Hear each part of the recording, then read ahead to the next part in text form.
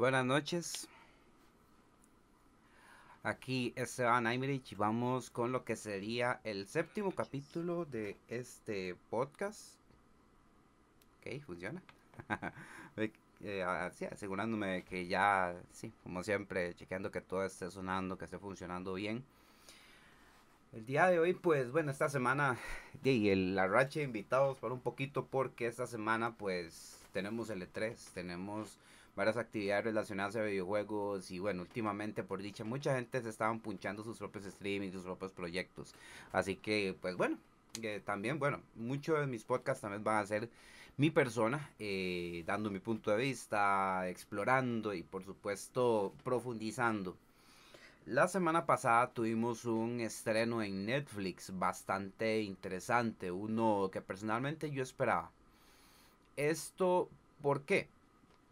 Hablamos de que Sweet Tooth es un cómic que es uno de esos cómics y como ustedes saben mucha gente pues dice cómics y piensa en superhéroes instantáneamente.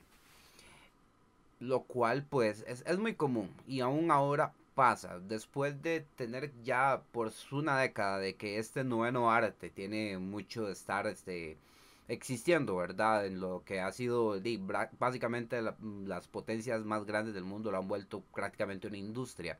Al día de hoy que está en alitas de cucaracha en muchos aspectos. Pero bien que mal, de hecho, una de las casas editoriales más famosas, DC Comics, por supuesto, la casa editorial de Batman, Superman, bueno, la Liga de la Justicia, ¿verdad? Que últimamente ha estado sonando con demasiado drama.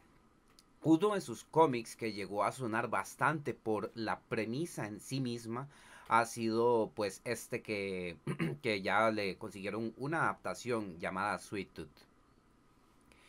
Eh, Vamos a, nada más a dar como una idea más o menos de dónde viene Sweet Tooth, como para poder comenzar un poquito, ¿verdad? Cuando te pones a ver los cómics, porque de hecho puedo entenderlo, y ese es otro tema de otro podcast muy bueno. Los cómics, al menos en el mercado gringo, son hasta cierto punto intimidantes. Entrar a lo que ha sido los superhéroes lo hacen aún más intimidante. Pero es súper interesante ver que tienen unas cosas densísimas, pero muy interesantes.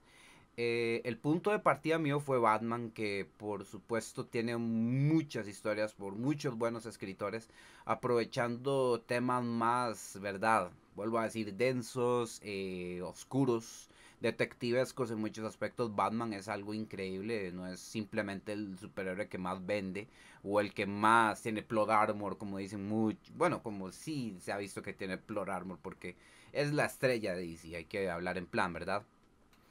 Eh, en todo esto, una vez más, vemos que toda esta bulla que se hace con los cómics es de básicamente superhéroes.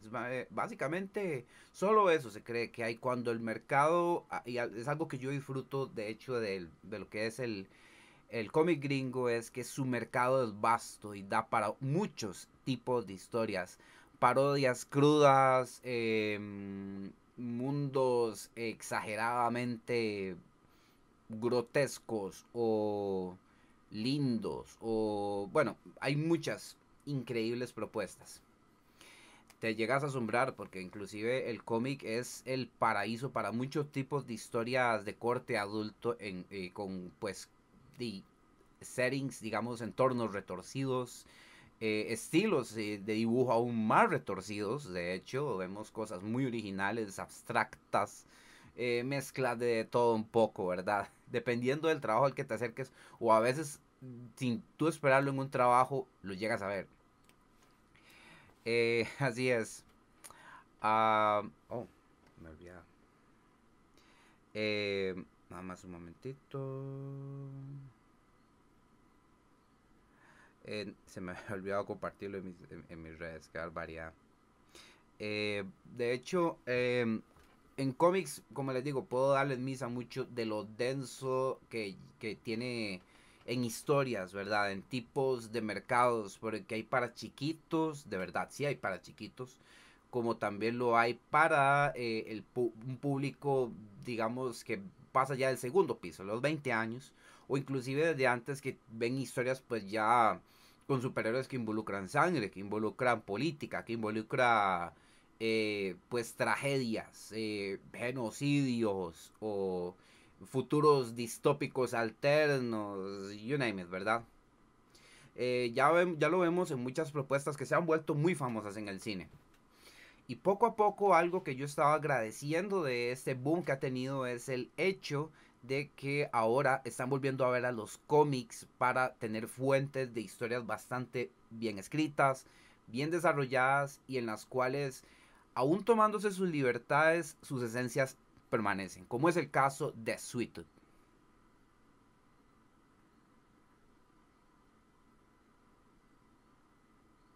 Un momentito.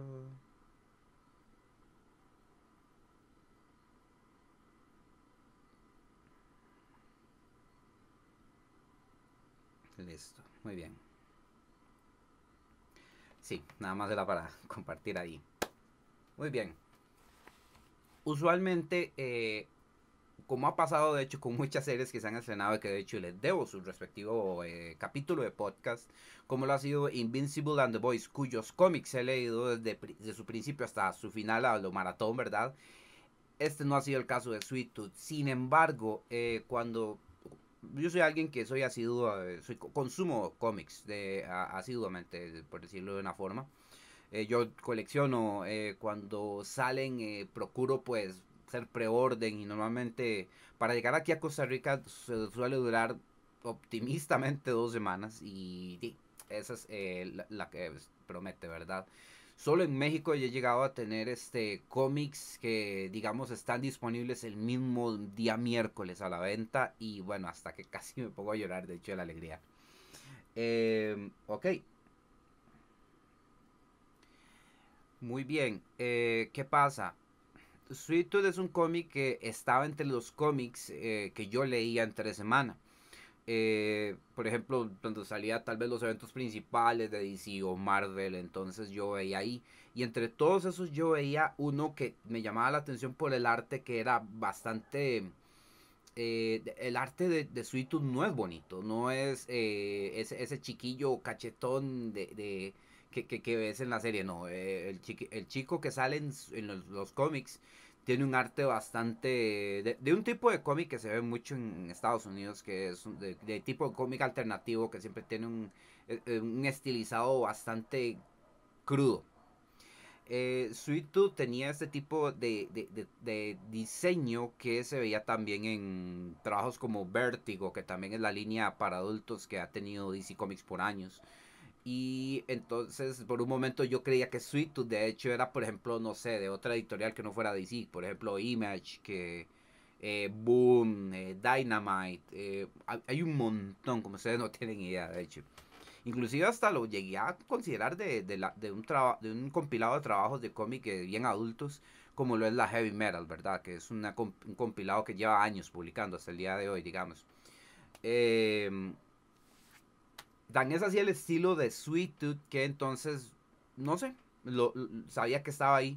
Sin embargo, muchos con los que comparto sobre lectura, ¿verdad? Sobre los capítulos, sobre qué está pasando en DC, qué está pasando en Marvel, y me comentan que, o sea, de boca en boca he tenido reviews magníficos de Sweet Tooth y pues todavía me acuerdo, no me acuerdo la fecha, pero me acuerdo el momento en el que yo vi que llegó el número final de Sweet Tooth y que pues al ver la portada final de ese cómic de Sweet Tooth era ver al protagonista viejo. Yo sé, tal vez me fui muy adelante con spoilers, pero esos cómics ya están afuera. El final de Sweet Tooth salió hace ya mucho tiempo.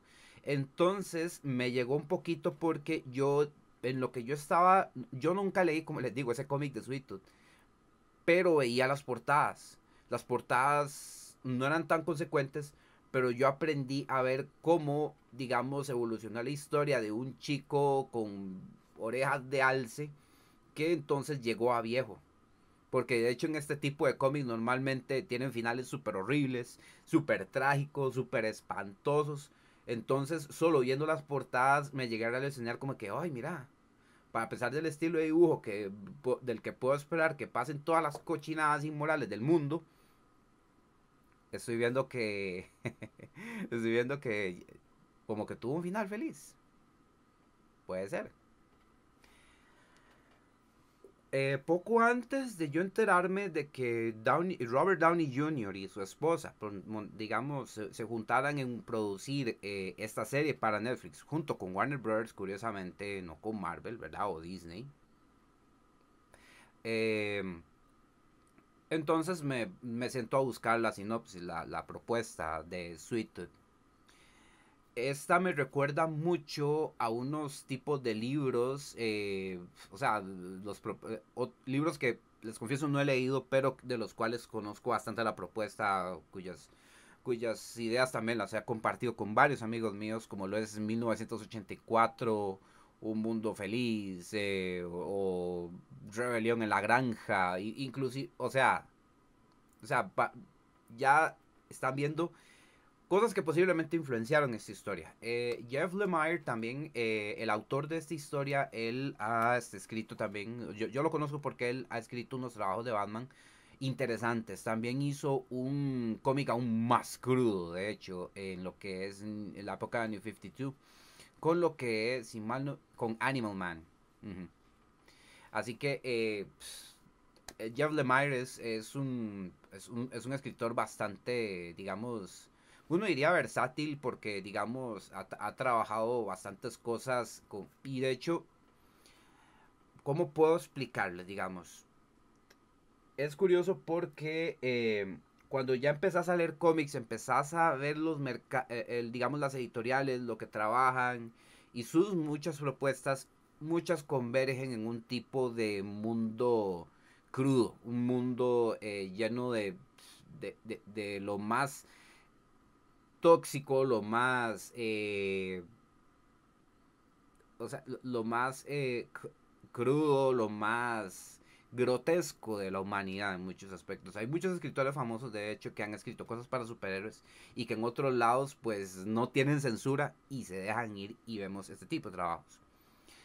Y de hecho, ahorita, de los más famosos de esos trabajos, ya los vimos de parte de Amazon Prime, que son The Boys y Invincible. Otra vez los menciono, me los leí y puedo dar fe de eso, de verdad. Pero no son los únicos cómics donde vemos historias con seres superpoderosos en mundos que no valen nada. Historias donde de verdad están en cosas horribles, apocalípticas, distópicas, ¿verdad? ¿Y qué pasa ahora entonces? ¿Qué distingue a Sweet Tooth de todo esto? Cuando yo leí la sinopsis, pues yo lo vi como cualquiera de esas otras propuestas, por eso no corrí a leerlo. Damas y caballeros, Netflix se decide adaptarlo y me siento yo a verlo sin leer el cómic, curiosamente.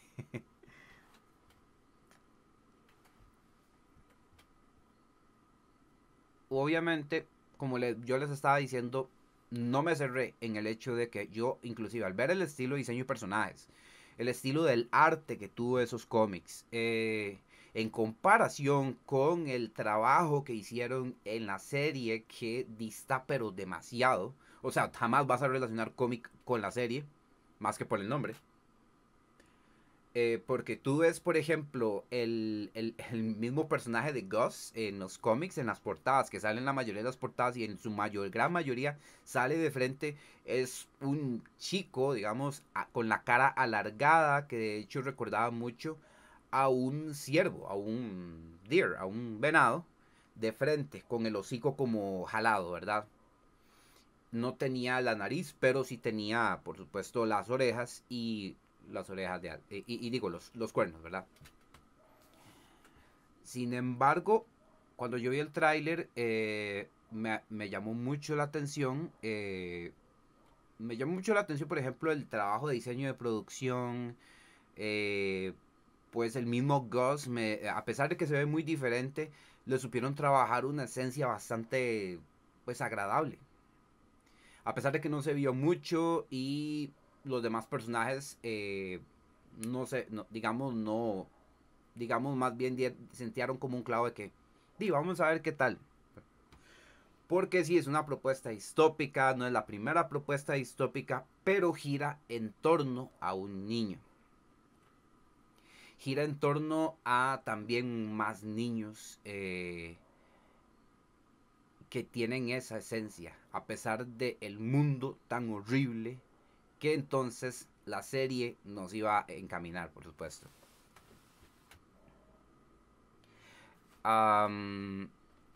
Muy bien, empezamos con la historia de Gus, que vivió con su padre que lo aisló para que entonces no se expusiera a un mundo que, como se nos introdujo en la serie, se fue para el carajo con una idea que ya hemos dicho, de hecho, que en el planeta de los simios, y de hecho estamos tratando de que no nos pase a nosotros, ¿verdad? Con esta pandemia de que la humanidad tuvo un gran bajón de population, ¿verdad? De densidad demográfica gracias a una pandemia. Solo que en el asunto de Sweet Tooth, que se dio uno de los clavos más interesantes con el que están jugando con toda la serie, es el hecho de que al mismo tiempo pasaba esta pandemia, pero también empezaban a nacer niños con rasgos de animal. Haciendo pues obviamente la experiencia pues súper chocante y explicando, sin explicar nada, o sea, y digamos, seteándote a vos, sin explicarte nada de por qué alguien como el padre de Gus se lo lleve a una montaña aparte y empiece a criarlo y pudo criarlo en paz por espacio de casi 10 años sin que nadie lo interrumpiera. Cuando el mundo entonces se volvía más tenso, empezaron a surgir, ¿verdad? Las calamidades, ya no había internet, ya la realidad con los niños que estaban naciendo con rasgos de animal estaba haciendo, pues, ¿verdad? Una cosa heavy para lo que era la propuesta de este mundo. Y aparentemente para poder entonces sobrevivir a este tipo de enfermedad tenía que valerse de lo que aparentemente la serie revela que se obtiene de fluidos de este tipo de niños. Como vuelvo a decir, estos cómics vienen de unos tipos de cómics donde también veo propuestas súper, no solo rayadas, sino también pesadas, densas, mostrando lo que hace el ser humano para sobrevivir, ¿verdad? Sweet Tooth en este caso se enfoca en Gus, que cuidaron mucho en lo que su padre le dijo, esperando a que nunca saliera de ahí, esperando a que, digamos, ese niño no quisiera conocer más, no quisiera salir o experimentar ese mundo, cosa que yo no sé cómo hizo él para querer tramarse en eso cuando obviamente es un niño que está naciendo, que está creciendo y que iba a querer conocer más de ese mundo y que solo tenía a alguien como guía y ese guía se estaba cerrando. Tarde o temprano pues vemos que tristemente él pierde a su padre y se hace cargo de la casa hasta que es atacado y conoce por supuesto a Jeppers, al Big Man. Él también en el cómic tenía un diseño muy diferente, pero cumple pues muy bien la función. Como Gus, al que él llamaría después Sweet Tooth, por supuesto, le creció la semillita de querer salir de la casa, investigar. Me gustó mucho porque se sintió el hecho de que él, por supuesto, él consideraba la ley de su padre sagrada, como ya lo vemos después. Eso lo cuidaron mucho, tengo entendido. Y como vuelvo a decirles, en el cómic se siente muy diferente por el estilo del arte del cómic en sí. Que lo hace, digamos, de hecho es un tipo de arte, ustedes ven el cómic, el estilo es muy habitual para este tipo de entornos, de mundos horribles, de mundos feos, donde entonces de verdad tiene finales, yo he visto, ustedes no tienen idea de la cantidad de finales horribles, trágicos, donde de verdad usted no puede persinarse con nadie porque o cometen una tragedia peor o les pasa la cosa más horrible. O sea, hay muchos cómics de ese tipo, entonces hay veces que por eso el cómic también hasta cierto punto es intimidante en ese aspecto por el estómago que se requiere, ¿verdad? Sweet Tooth yo tenía miedo que fuera por ese lado, por ser un cómic para adultos, aún siendo de DC, porque DC también a veces cae en eso, ¿verdad? En lo que yo leí la propuesta, la sinopsis, la saga, pues obviamente tenía la aventura de Gus, de lo que me imaginé que se iba a tratar la primera temporada, que así pasó. Hasta que entonces Gus es atrapado y llevado al lugar donde tienen a los demás niños, donde que él llega a conocer, de hecho. Sucede un drama, de hecho, no quiero adelantar, pero sí pasa una vaina donde confrontan bastante fuerte a Jeppers con respecto a su esposa. Les recuerdo, esto es con spoilers, ¿verdad? Esta primera temporada, pues tú no sabías qué iba a pasar, porque si bien es cierto que Jeppers y Gus tenían que llegar a donde tenían que llegar, que estaban en ese vaivén de que, hey, no, yo me voy por mi lado, no, no joda, pum, y tengo que ir aquí, tengo que ir acá, y entonces estaban en ese estira y encoge, y terminan obviamente desarrollando una relación donde obviamente, y más en ese tipo de mundo, pues se necesitan el uno al otro por más que el mismo Gus sea un tortero por dicha. Solo hubieron dos momentos que me molestaron mucho, pero fuera de eso, no se paseó en la serie, por decirlo de una forma, porque hay momentos donde llegan y como el guión es puesto de tal forma y simplemente ponen a que el protagonista se vaya por tal vaina y uno ve la conveniencia de guión, ¿verdad? Entonces uno ya no le queda a uno, ya no le cuentan bien esa historia a uno. Pero no, vos en Sweet Tooth no sabías qué esperar de ese mundo. Vos no sabías, por ejemplo, de ese mercado que ibas a ver en la estación del tren. De qué era la moneda o las monedas de cambio que se tenían en esa época. Eh, Bastantes otras cosas como por ejemplo los chicos con complejo de animal, ¿verdad? Que tenían como su especie de tribu. Ese toque estuvo también muy vistoso, muy interesante, muy bonito. Nos introdujo a un personaje muy joven y también muy fuerte. El personaje de Bear o de Osa estuvo muy, muy interesante. Y cuando yo creí que, de hecho, eso fue lo muy curioso. El papel de ella se sintió como simplemente la, la, la chica que ayudó a Gus en este capítulo. Y hasta ahí. Y que se le salió de las manos. Y tuvo que huir porque ya no tiene a dónde ir simplemente. Pero se les unió a Gus y a Jeppers. Y terminó pues creando también un enlace con ellos como diciendo, no tengo a nadie más.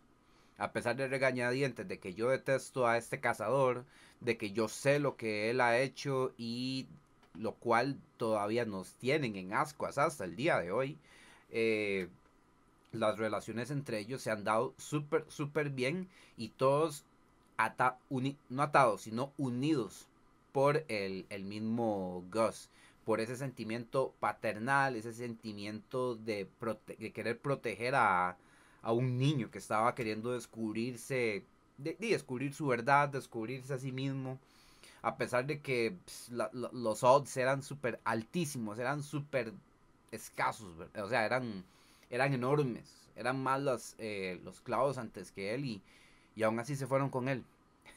Yo en muchos momentos a saber cuándo se va a dar cuenta de la verdad, a ver que no sufra tanto. Y cuando, bueno, llega ese momento, cuando pasa y nos damos cuenta de cómo fue que sucedió todo, es curioso cómo en una explicación muy, muy, muy, muy, muy, pero muy breve, y también un tanto, ¿qué les digo? Un tanto, pues muy puesto ahí, llegamos a tener esta gran catástrofe que originó también a Gus.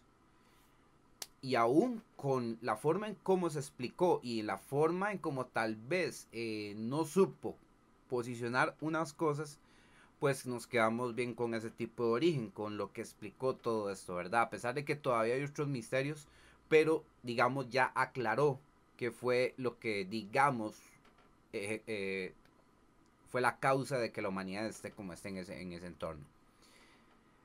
Por ejemplo, sí, o sea, yo personalmente siento que el hecho de que se encontraron con algo que nunca se había visto en Alaska y que lo investigaban, pero terminaron desplegando una vaina súper dañina, y que producto de eso entonces también ya había nacido una criatura con rasgos de animal, y ya fuera entonces todo relacionado con la misma doctora que estaba investigando esa bacteria, creo, sí, era una bacteria, y también tenía a Gus ahí, y de un pronto a otro se lo tira al conserje del edificio que termina siendo el papá de Gus. El desarrollo estuvo muy bien, pero sinceramente, cada vez que pienso en esa propuesta, pues la emoción de cómo se narró, la forma en cómo te lo tiraron, pues no estuvo mal. También estuvo que, a pesar de que vos ves que algo anda mal, que algo no cuadra, o que de que como guión, como que como en explicación le faltó, como que tal vez, o tal vez vos como escritor, con un criterio ya de alguien contando una historia y cuestionando todo esto, una tragedia de eso tuvo que haber involucrado no solo unas cuantas personas en un laboratorio, sino, no sé, alguna cuestión gubernamental en varios laboratorios que estaban queriendo, no sé, como inclusive se ha visto en varios cómics que desarrollaron un arma disque biológica que iba a lograr que llegaron a un extremo de desesperación para derrotar a un país, a otra superpotencia, y por eso se pasearon en medio humanidad y cosas como esas. De hecho sí se han visto en otros cómics, así que me imagino que Jeff en su momento pues quiso, digamos, variar un poquito y por eso lo dejó de esta forma. Ahora, no sé si el cómic vaya, como les digo, Jeff Lemire, el autor, es consultor de la serie. El cómic no sé qué tanto haya variado en algunos aspectos. En los cómics normalmente se es un poco más específico y se cuenta un poquito mejor este tipo de cosas. Y sería ver, ¿verdad? Sin el cómic como lo hicieron. Aquí en la serie yo sentí que, ok, o sea, todo calzó. O sea, la doctora tenía Gus, pero también tenía la bacteria con la que se paseó en la media humanidad. Y gracias a que el ejército llegó a disque meter manos en eso. Como les digo, no. Ya fueron de las cosas que yo sentí que yo como que sí y como que no. Cosa mía. Pero de ahí en fuera, los personajes, vean, están muy bien. El crecimiento que ha tenido este Jeppers, que se ve que ha sido un cazador, que ha estado entregado a que no, a no quedarse sin su medicina, a seguir viviendo haciendo algo que detesta hacer, pero que no le queda de otra en ese tipo de mundo. Y ahora viendo otro chance, viendo otra oportunidad de hacer las cosas, habiendo ayudado a Gus, y ahora con este cambio y este twist que tenemos, que ahora Gus está conociendo a los otros chicos que vimos también narrados a lo largo de la serie, que estuvieron con la psicóloga, creo que estaba que se encerró en el zoológico de Essex. Por supuesto también fue un éxito y medio, de hecho, ver esos desarrollos, ver, si mal no me equivoco, no me acuerdo si se vio ese enfoque en el cómic tal y como se vio en la serie. Yo creo que no, como les digo, tengo que leerme el cómic y es algo que también, como les digo, y de hecho hasta cierto punto, a pesar de yo no haber leído el cómic, por el mismo estilo de dibujo y el acabado, yo tal vez no aconsejo que lean el cómic, mejor que vean la serie si gustan del trabajo de la serie en sí. Yo por lo mismo, digamos, yo lo voy a leer porque yo ya conozco el cómic, ya sé el arte más o menos, y entonces ya obviamente sí es un criterio, pero sí considero que si ustedes vieron la serie y les gusta la serie y van a leer el cómic, pues van a sentir un choque, van a sentir una cosa más fuerte, porque es suito desde ese tipo de cómics que les estaba contando. Y ahora la serie, pues, se encaminó en llegar a un punto clave donde dejaron un cliffhanger bastante grande, ya que aparentemente mucha de la historia de Gus va a ser en el lugar donde los tienen encerrados. dejaron un final super gacho donde entonces tenemos a este doctor indio, que ya él, bueno, descendencia india, ¿verdad? Que obviamente tuvo una situación tensa en su barrio y se le fue confiado el cómo obtener pues la cura para, bueno, el remedio en camino a la cura para lo que sería la enfermedad esta que está a nivel mundial. Y de ahí, por ejemplo, aún a pesar de toda esta vaina, a mí me chocó bastante el hecho de ver cómo él le daban una de esas sierritas, ¿verdad? Que tienen los médicos para cortes de huesos y cortes de cuerpo aquí. Y yo digo, ¿pero qué? ¿No van a anestesiar al chiquito? Dios mío.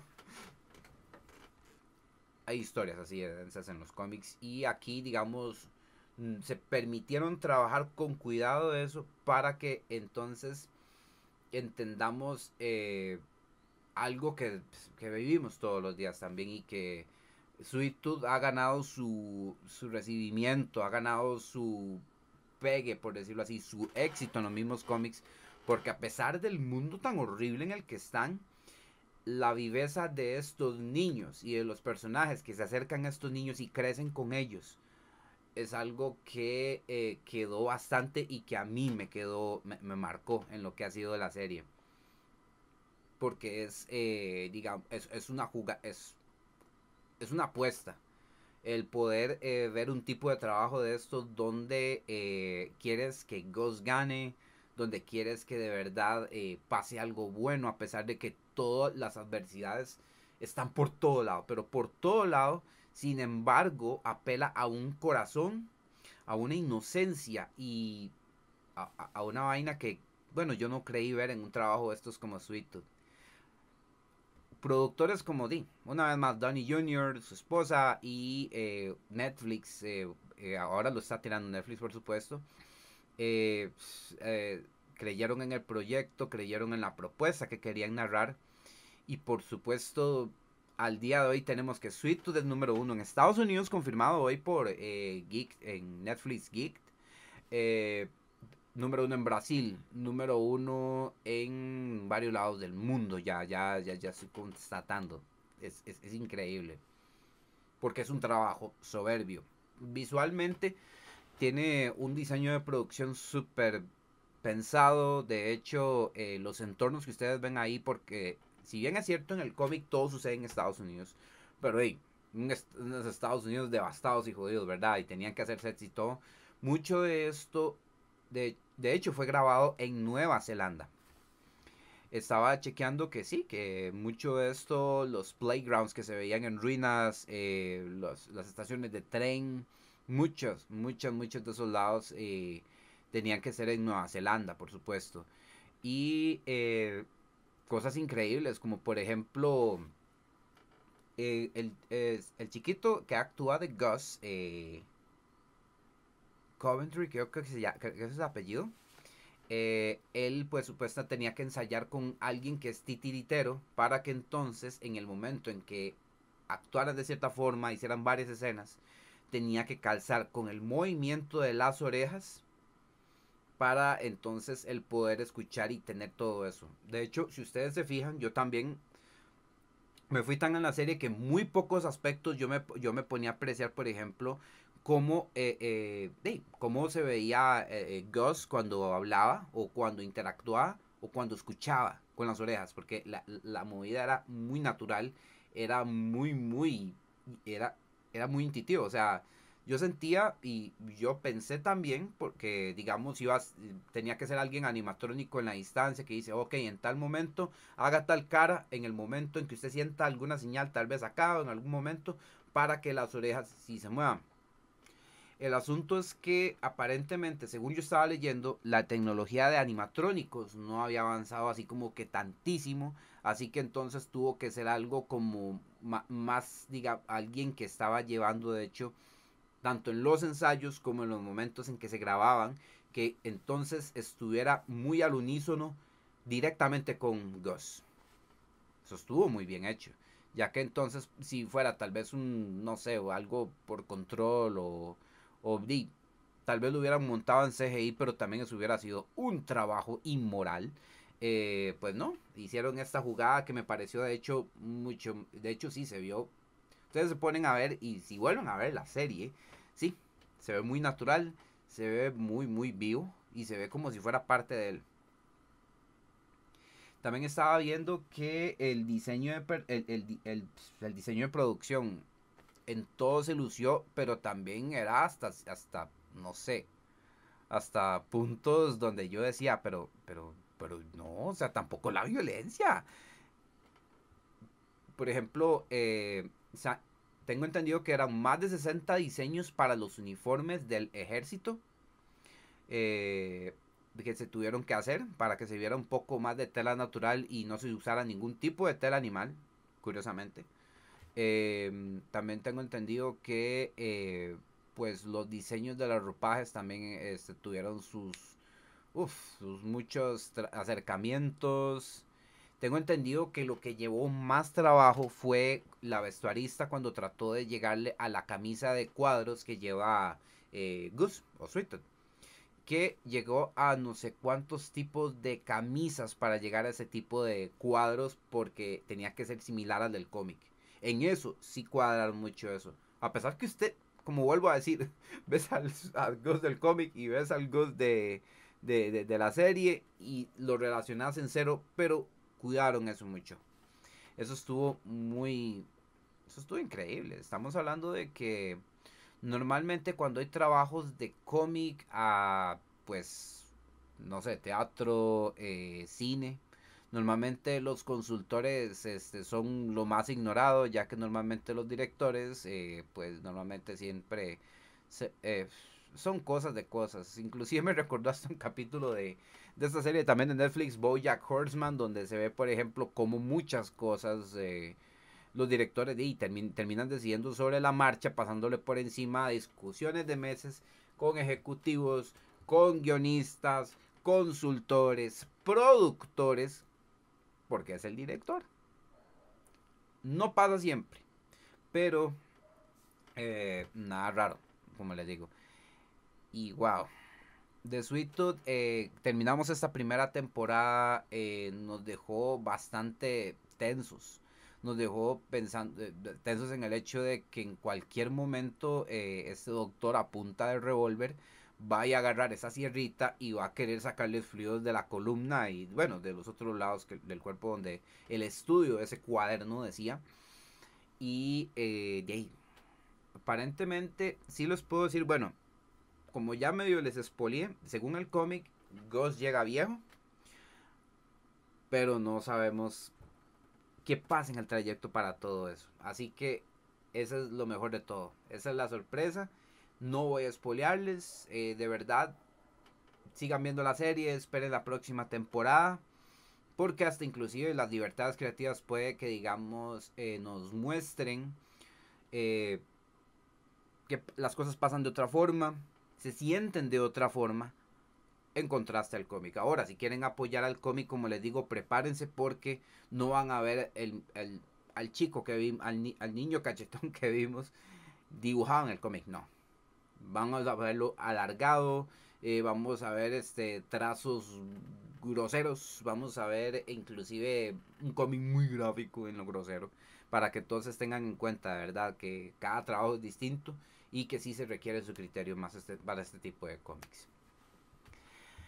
Les habla Esteban Aymerich, ha sido todo un gusto poder compartirles mi parecer sobre Sweet Tooth, que es una serie en la que compartimos, que está increíble, está muy interesante, está muy buena y es un muy buen balance en esa confrontación de que por más que tengamos un mundo horrible alrededor de nosotros, hay mucha belleza dentro de todos nosotros que podemos compartir, que podemos vivir y yeah, que viene de los detalles pequeños, de las cosas pequeñas, como bien lo dijo Gandalf en El Hobbit, de hecho. Hasta aquí quedamos entonces, nos vemos y muy buenas noches.